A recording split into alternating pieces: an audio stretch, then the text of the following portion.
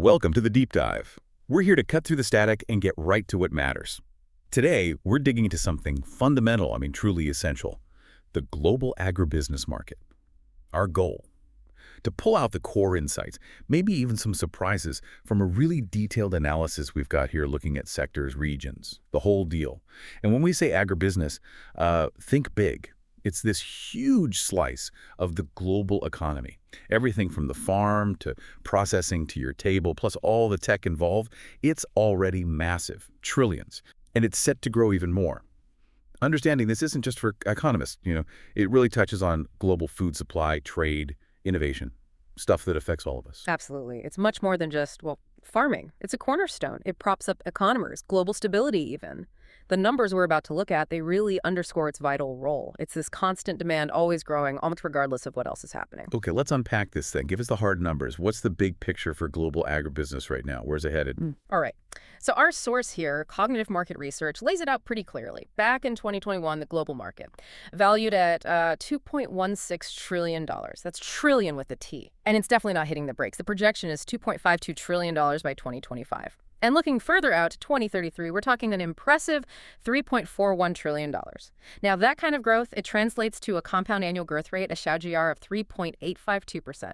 For a market that's an enormous, nearly 4% growth year on year, that means adding huge value, billions upon billions every single year. It shows really solid, steady demand. Wow, over $1 trillion more in just over a decade. That's a massive jump. So does this mean growth is happening everywhere equally, or are some places really pulling ahead? Yeah, that's the key question, isn't it? It's definitely not uniform. Let's break it down by region. Take North America. In 2021, it was the biggest piece of the pie, actually, over $708 billion. It's expected to grow to almost $1.05 trillion by 2033.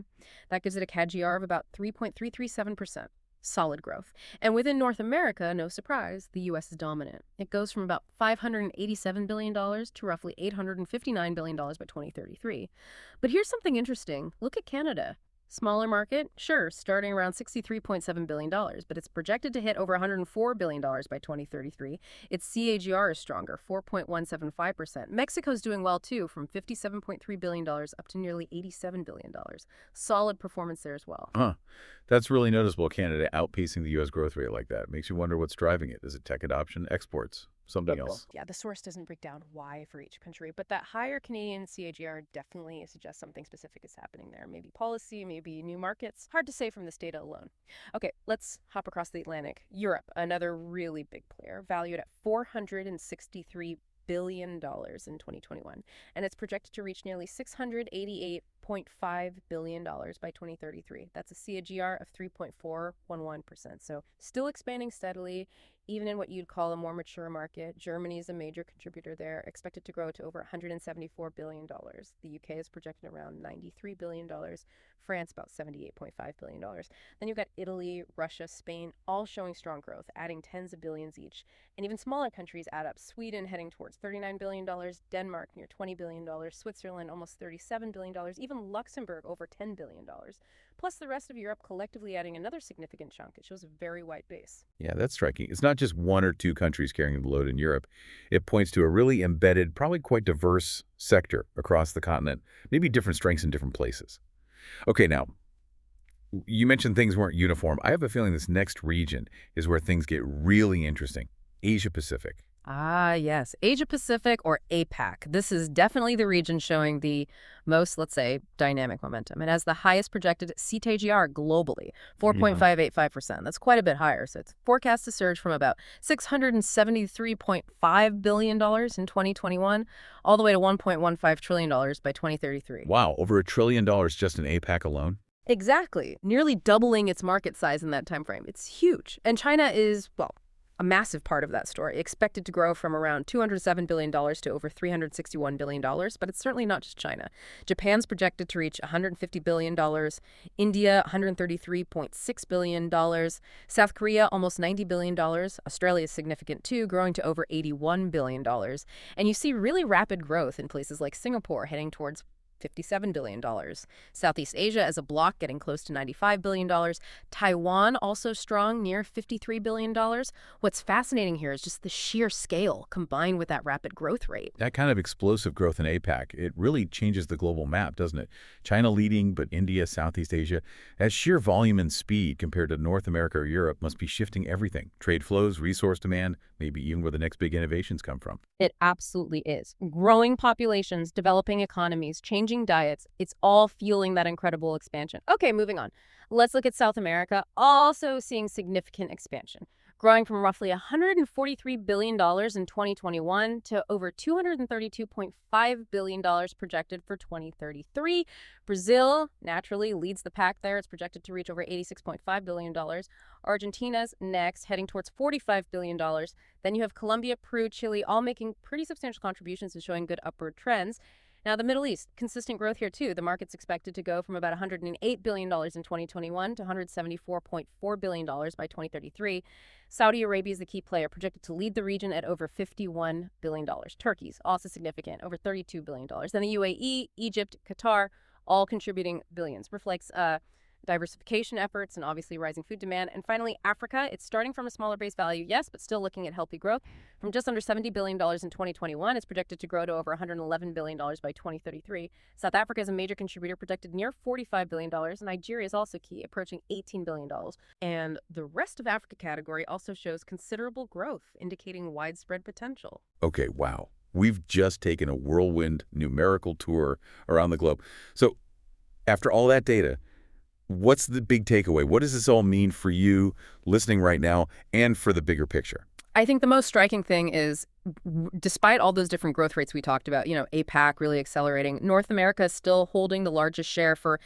Now, the main point is universal expansion. Every region is growing. And if you connect that to the bigger picture, it just fundamentally underlines the growing essential need for food and agricultural products worldwide. That consistent growth, even in the more established markets, it points to resilience, ongoing innovation, and this constant push to meet global needs. Right. It's not just abstract numbers. This directly ties into the food you buy, the reliability of supply chains, national economies, and frankly, the tech that's being developed to make it all happen. Yeah. It's this deeply interconnected system, constantly adapting to feed, well, everyone.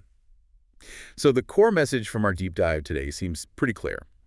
Global agribusiness isn't just massive. It's on a path of significant, sustained growth everywhere you look. It really shows how vital this sector is. Thanks for joining us as we unpacked all of that. And it leaves us with a really important question to think about, doesn't it? As this global market keeps climbing towards that $3.4 trillion mark by 2033 and likely beyond, what are the critical innovations we'll need? Especially in things like sustainable production, managing resources better, smarter logistics. How do we meet that rising demand effectively and, importantly, equitably? Absolutely. Plenty to mull over there. Keep exploring, stay curious, and we'll catch you on the next deep dive.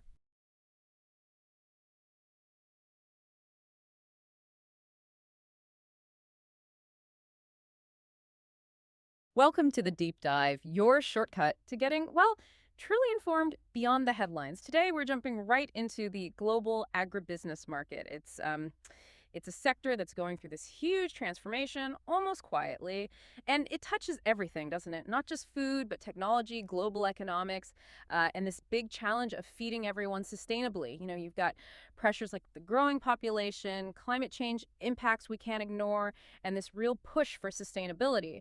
So the market's not just evolving, it feels like it's fundamentally remaking itself. And just so you know, all our insights today, they're based on solid, data-driven analysis from cognitive market research. So we've got a good foundation. Right, our mission today: unpack what's driving this market, look at the big hurdles, and then explore the really exciting innovations shaping what's next. So let's dig in. Okay, so when we talk about what's pushing agribusiness forward, obviously more people means more food needed. That seems basic. But maybe thinking beyond that obvious point, what are maybe the less obvious implications of this demand surge that really affect how the market operates? That's a great question because, yes, the headline is always more food needed, but the deeper insight is how that demand is shifting. You've got rapid urbanization, especially in places like India, China, parts of Africa. It's not just more mouths, it's different diets. More demand for processed foods, for instance, or different kinds of proteins. And that has these, ripple effects on land use, water, the whole supply chain, things we're really just starting to properly measure. And it forces governments and private companies, too, to invest strategically. Infrastructure, modern processing, that sort of thing. Okay, so it's a qualitative shift too, not just quantity. That makes a lot more sense. And beyond just needing more food or different food, what about technology? Are there specific breakthroughs changing the economics on the farm or maybe further down the chain in ways we wouldn't expect?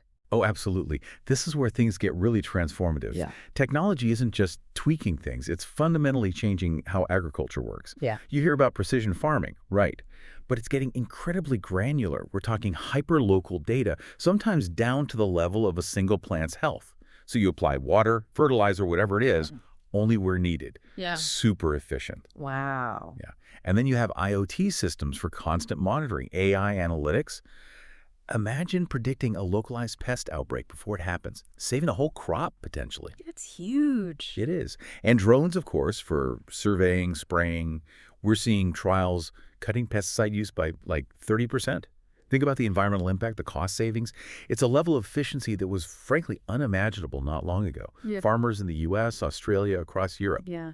they're already seeing the benefits of Oh, profitability. it really is fascinating how deep the tech goes now, right down to the soil. But an Yeah. industry like this, so fundamental, it often needs support from outside, right? Beyond market demand and tech, what about governments? How are they helping or maybe shaping the industry? Governments play a massive role. Yeah. Absolutely. Their initiatives, subsidies, they act as a crucial buffer against risk, and they can really accelerate growth. You look at India's PM Kisan or the U.S. Farm Bill, the EU's Key PE, the Common Agricultural Policy. Right. These aren't just handouts. They often include things like export incentives, support for building infrastructure, safety nets for farmers dealing with volatile prices or bad weather, that kind of systemic support. It's essential for encouraging farmers to make long-term investments in sustainable practices and just ensuring food keeps getting produced, especially with all the global uncertainty. Okay, so we've talked about the engine population, tech, government support pushing things forward. But let's look at the flip side now. Every engine faces friction. What are the really big hurdles, the constraints holding agribusiness back right now? Right, because despite all that positive momentum, the challenges are significant, Right. very significant. I would say climate change and the sheer environmental uncertainty. That's top of the list. It's the most pressing issue. We're seeing it everywhere, aren't we? Unpredictable weather, droughts in some places, floods in others, rising temperatures. It directly hits crop yields, and it drives up costs for farmers significantly. And what's really worrying is how it disproportionately affects smallholder farmers, particularly in developing countries. They often just don't have the resources, the tech, or the financial cushion to adapt to these extremes. So it's a direct threat to their livelihoods and, well, our food supply. And sticking with the environment, what about the land itself? Is arable land actually disappearing, or is it more about its quality degrading? That's another major one, land degradation and the scarcity of good arable land. It's a complex problem with a few different causes. You've got urban sprawl eating up farmland, deforestation for other uses, and sometimes just poor land management practices that lead to soil erosion, loss of fertility. So it's not just less land available overall. It's that the quality of the land we rely on is declining. Yeah. And that makes it harder and more expensive to farm sustainably because the basic resource is compromised. Okay, so massive environmental and land challenges. What about the sort of day-to-day business side, the economic or logistical headaches? Yeah, those are definitely there too. Supply chain disruptions and price volatility are huge hurdles. They hit the bottom line directly. Think about recent years, geopolitical tensions, trade disputes, the pandemic's lingering effects. They create these bottlenecks in transport, in storage, then add rising fuel costs on top of that. Right. It makes getting goods from the farm to the consumer much more complicated and costly. And couple that with commodity prices for grains, fertilizers, everything swinging wildly sometimes. It makes planning, investing for the long term really, really difficult for agribusinesses. Wow, it sounds like a minefield to navigate. Environmental threats, land issues, economic volatility. But okay, despite all these obstacles, you hear so much about innovation in this sector. So, shifting gears, what are the really exciting forward-looking trends? Where's the hope, the innovation really pointing? Yeah, it's interesting how pressure breeds innovation, isn't it? And there's a lot happening. One really prominent trend is the push towards sustainable and organic agriculture. It's expanding rapidly. Consumers are demanding it more and more food that's eco-friendly, non-GMO, grown without harsh chemicals. You see it on the shelves. Definitely. And this is pushing companies beyond just organic. They're looking at regenerative agriculture. The idea isn't just to sustain things, but to actively improve the land. Things like minimal tilling, using cover crops, rotating diverse crops, practices that actually build up soil health, biodiversity, All and right. can even capture carbon from the atmosphere. Really? So farming could become part of the climate solution. Yeah. Potentially, yes. And you also have ESG goals, environmental, social, governance. They're becoming a real market force. Investors are looking harder at how agribusinesses manage resources, their social impact.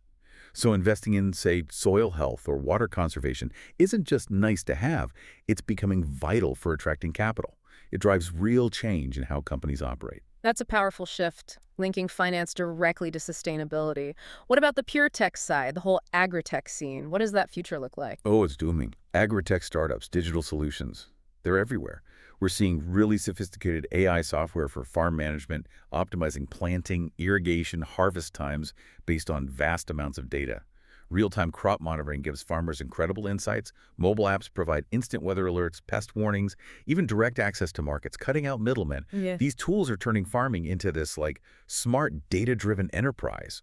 It's allowing for efficiency and decision-making on a level we haven't seen before. And what about completely new ways of growing? Are there methods gaining ground that maybe don't need huge fields? Solutions for cities, maybe. Absolutely. That's where vertical farming and controlled environment agriculture, CEA, come in. They're really gaining traction, especially in and around urban areas. Mm. And it's more than just stacking plants vertically. It's about creating these perfectly optimized environments, controlling the light spectrum, the nutrients, the CO2 levels. Hmm.